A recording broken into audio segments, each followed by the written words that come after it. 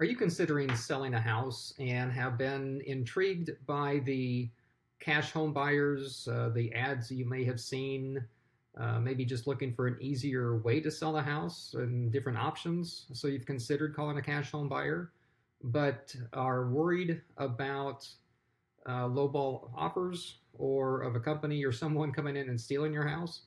That's a common item that if I were in a home seller's shoes, that I would be concerned about that too.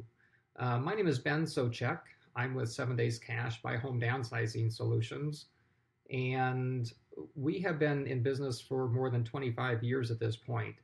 And so I've seen a lot of situations.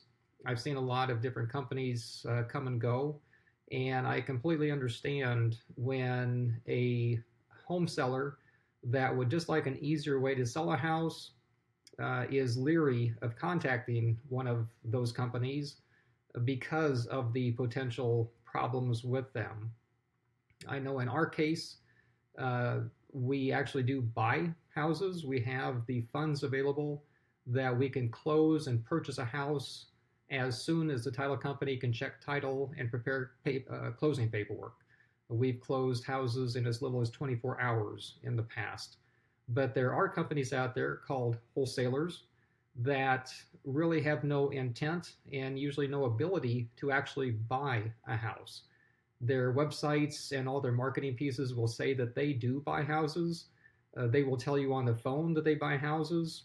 And even if they have someone that meets with you before they sign paperwork, they will tell you that they buy houses.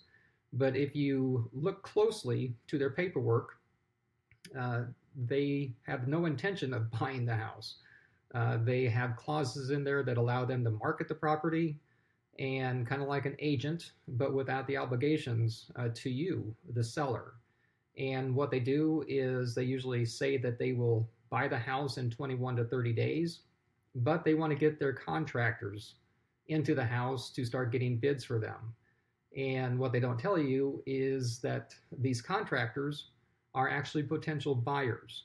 And so what they're trying to do is to get the contract that they signed with you sold to a real buyer and make a profit in the middle.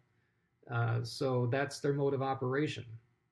Since they have nothing at risk, they can sometimes offer higher prices than a real home buyer. But if they have misjudged the market, they can overpromise. And when you think the house is sold, it's really not. So that's one thing to keep an eye on as well. The other thing about lowball offers is what you as a seller, what your expectations are. I find that if I am in agreement, if a seller is in agreement with me, as far as what the potential value of their house is, and of the amount it's going to take to get it in repairs and updates to get the house up to that potential value, I find that we're pretty close in most circumstances. And especially if they value the benefits that my company offers to them, the reason why they called us in the first place, then we can usually be a great solution. The reasons, I guess, or where a person might think that we're making a lowball offer is if, for instance, I look at comparables, and to me, it looks like the potential value of the house is, for example, if it was in nice condition and I was a listing agent going to sell the house or list the house, and I say its potential value is $200,000, and they say, well, I've seen online or talked to somebody else that tells me that it should be worth $240,000. Well, then we're starting from two completely different numbers already at that point. And so that other area where there's some disagreement, or can be, is what it's going to take to get it to that, in my opinion, $200,000. Maybe I see the potential for $20,000 in repairs, where a homeowner says it should only take $10,000 in repairs to get it to that potential value. And so that's the other area that we have to take into account. So if a person is thinking the house is worth more in nice condition and it's going to cost less than what we think to get it into a nice condition, then we can be quite a ways off on numbers. And so the offer that we make might be considered a lowball offer. But what I try and do is to be very transparent with how I'm coming up with the numbers so that a person might disagree with my numbers, but at least they understand how I'm getting there.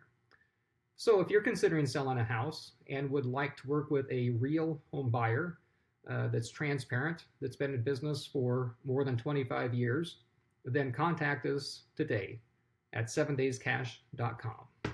Thank you.